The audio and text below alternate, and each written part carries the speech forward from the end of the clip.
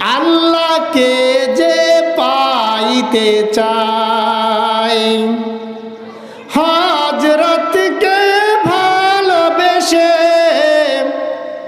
আল্লাহকে যে পাইতে চায়, আরশ কুরসি লৌহে কলম, আরশ কুরসি লৌহে কলম না চাহিতেই পেয়েছে সে।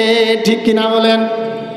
যে আল্লাহকে ভালোবাসতে চাই তাকে রাসূলের ইত্তেবা অনুসরণ অনুকরণ করতে হবে। ঠিক কিনা বলেন?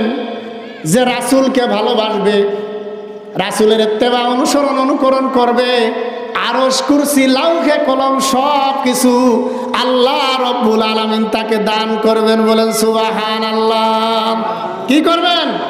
দান করবেন।